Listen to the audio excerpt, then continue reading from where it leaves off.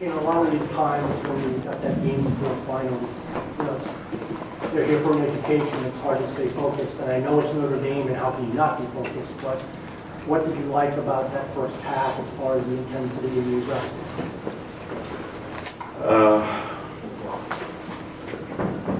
Yeah, it's always stressful, you know, before exam time. I never understood it because it was never stressful for me when I was in college, but maybe. But for kids who are really serious about school, it's really stressful. And it's not easy, you know, getting everybody on the same page, thinking that way. But, you know, you're playing Notre Dame, so it's not like you need any extra motivation or you have to give any pep talks or anything like that. I mean, it is what it is. A lot of times when you play Notre Dame, you know, you're trying to figure out how to keep them from scoring 100 because they have so many good offensive players. And how do you keep them off the boards? How do you keep them off the free throw line? And this year, you know, the situation that they find themselves in, we wanted to speed the game up. We wanted to make the game really, really fast. We wanted to see if they could keep up with us scoring-wise. So it was a little bit of a different approach than in some years. But that's what the challenge to our players was. And they responded. They responded perfectly in that first half. Second half, nah, but that first half was pretty darn good. Geno, looking back, you guys, you guys have been in the top 25 since 1992-93, end of that season.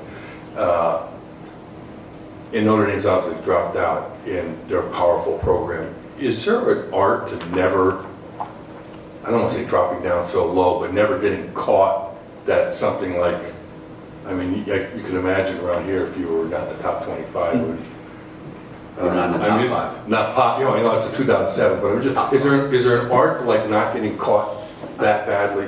I don't think, Jeff. I mean, a lot of times, you know, I mentioned this the other day. There's been times when we've had 15 players on the roster, and I'm thinking to myself, who the hell needs 15 players? Nobody. Except those years when two guys happen to transfer, two guys get hurt, and you know, all of a sudden you don't have enough good players. So some things happen to your program that you just have no control over. Kid leaves, kid gets hurt, kid doesn't develop the way you thought they would. How do you prevent that? I don't know. We've always tried to have a philosophy of we need to have 2 All-Americans in every single class. I don't mean high school Americans. We need to have 2 kids in each class that are current or definite college All-Americans. And if you can do that, then you can have a better chance of withstanding some of the things that happen that you can't control. So, you know, when we lost Stewie and that whole crew, we know that Fisa and Lou as sophomores were going to just like dominate the country and be first team All-Americans coming out of nowhere. Really, they played sparing roles. No, we didn't do that. We didn't know that. But we certainly knew that they had the potential to do that. It just happened really fast.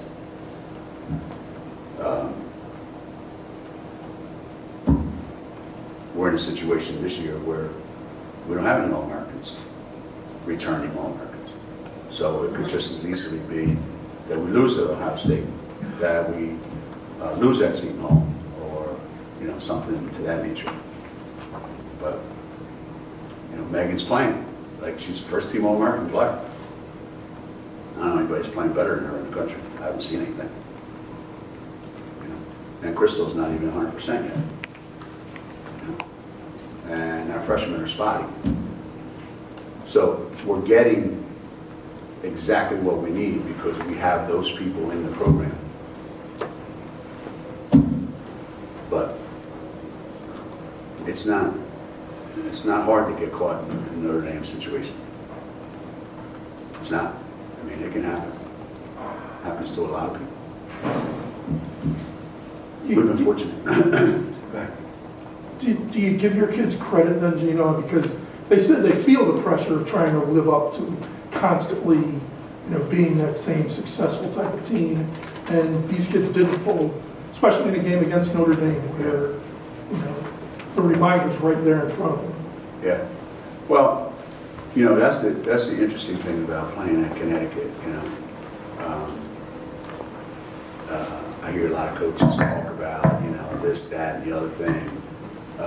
The bottom line is, if you're a kid and you put it out there that I want to go to Connecticut, then you better live up to it. And it better not be, I want to go to Connecticut and I want to get all the things that Connecticut kids get, but I'm scared to death that I'm not going to be good enough. Then guess what? You won't make it here. So the kids that we get are the kids that, when they come here, yeah, they got to go to practice every day, and they got to look up at that wall, and half of them are probably saying, what the hell am I getting myself into? Every day I'm going to be compared to that. Right? You know what that does? It makes you play really good every day. Makes you play really good every day. Because every day you got to live up to that. So maybe some other places, you look up and you go, Here, it's built in. Yeah, it's a lot of pressure. But without pressure, I don't think you can ever be great. The more pressure's on you, the more better chance you have of being great. And if anybody tells you, yeah, it's easy. No, it ain't. I'm not afraid. Yes, you are. Of course you are. And that's why you got to be a tough kid. A really tough kid. Because you're going to get knocked down a lot. Even when you win, people are going to go, you ain't as good as Lou was. That kid's a really good shooter. Not like Lou. You know what they said about Lou? She can't shoot like Kalina. So you're always going to be compared to somebody. So what? Now people are comparing our guys to you. It's a good life. Coach, is Megan becoming that type of footballer? Yeah. She mentioned that you told her going in the offseason, you need to have a plan. And she knew what that needed to be. And I guess that's part of how you become that type of player. Mm-hmm. And you could maybe explain your point of view on that. Yeah. Again, Meg had a really, really difficult freshman year. And she was looking for reasons why. I said, Meg, the reason is you don't work hard. You work at a high school level. And what worked for you in high school isn't going to work here. And it took her a long time to figure that out. And last year she started figuring it out. And last year it was easy to just kind of blend in, Because you've got two guys that are being guarded by the other team's best player all the time. You're doubling on Fisa a lot. You got the other best defender guarding Lou all the time. So you got it me. But what happened with Lou and Fisa was, when they were freshmen, nobody even knew their names. I mean, we all did, obviously, but nobody around the country was like, whatever happened to those guys? Yeah, they're at Connecticut. Really? I thought only those three guys that are All-Americans are at Connecticut. Then when those guys leave, Fisa and Lou go, you know what? We need to step up and fill that role. It ain't going to just happen just because we're here. And Megan's done that. She sees those two guys are going, okay. A lot of times, they would say, well, if I got enough touches, I would get 20 every night, just like Lou and Fisa did.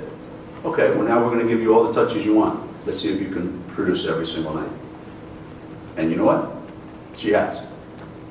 And what I liked most about her was the way she rebounded today. You got to understand, Megan had 2 offensive rebounds our first 6 games.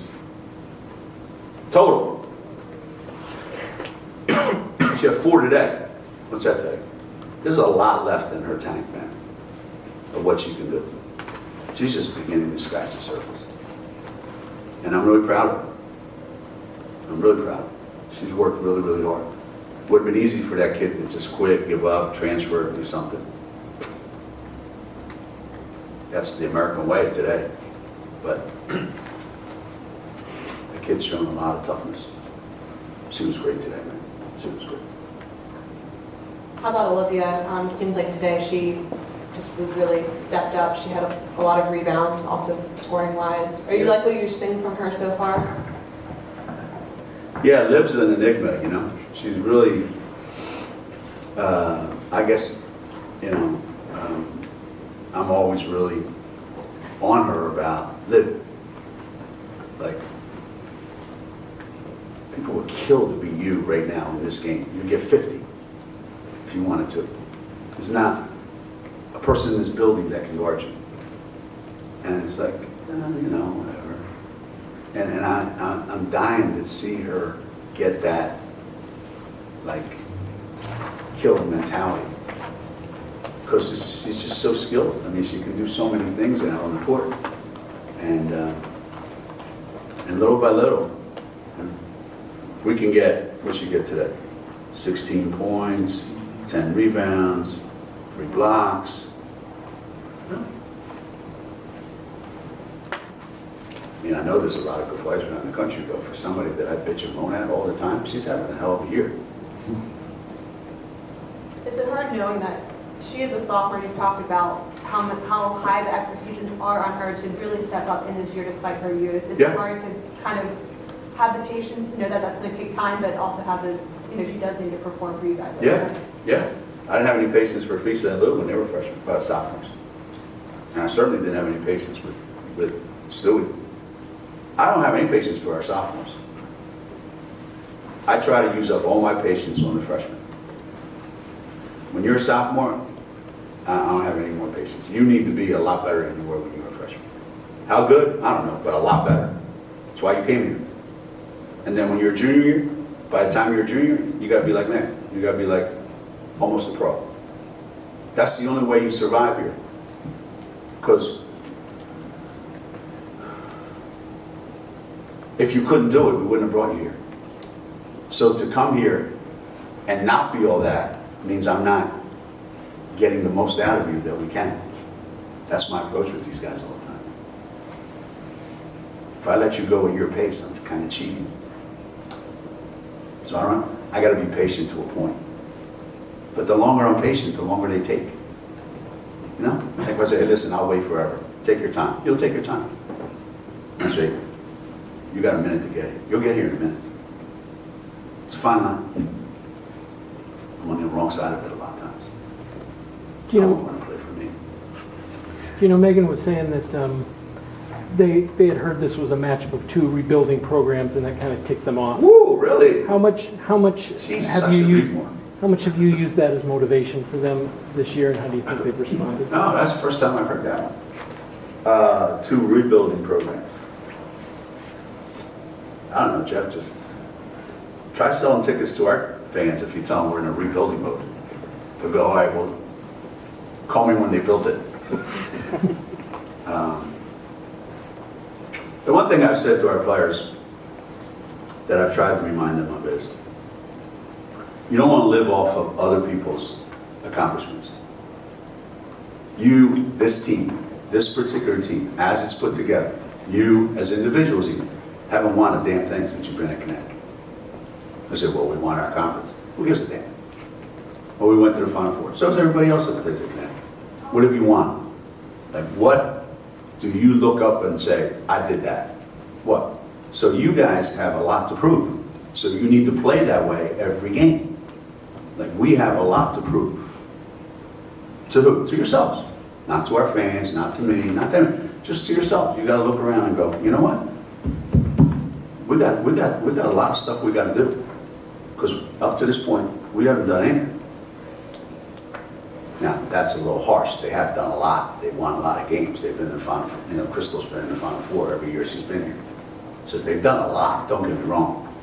But in terms of like what they came here for, so yeah, that is a motivator. But if anybody threw that out there, that we're in a rebuilding mode, Jesus.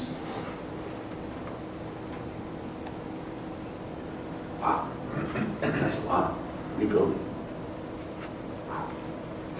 Most people when we rebuild are like They're not fourth in the country, are they? Rebuilding? Maybe we're not the fourth best team in the country, but we beat the team that beat the team that beat Oregon. Whatever the hell that means. The national team. So, who beat the national team? Which really wasn't the national team, but let's not get carried away. We're going to end up playing the real freaking guys. I wish the same guys that showed up against Oregon showed up here when they come to play us, but I don't think that's going to be the case. Ugh. Geno, I know you and especially your wife were close to Denise DiMuro at Chapel. What does she mean to you and the state of Connecticut in your mind?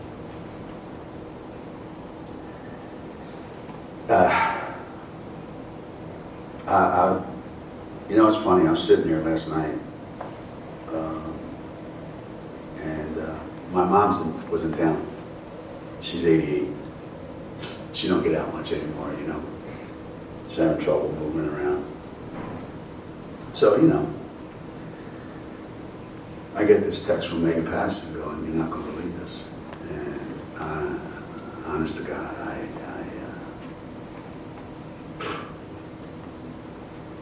I've lived here 35 years, and I don't think I've ever met a nicer person in the 35 years that I've been here. Kinder, gentler, professional, just, I mean, God has a plan. It's a sign. It's a sign. That's, if you ever needed a sign, God has a plan. This plan sucks, by the way, that He has for Denise's family, but that's ruined my night, ruined my day today. It's all we've been talking about in our house. And CD and I were talking about it all day today. It really puts things in perspective. They don't, you know, today's journalists, you know, it's all about shock. I mean, Denise was just,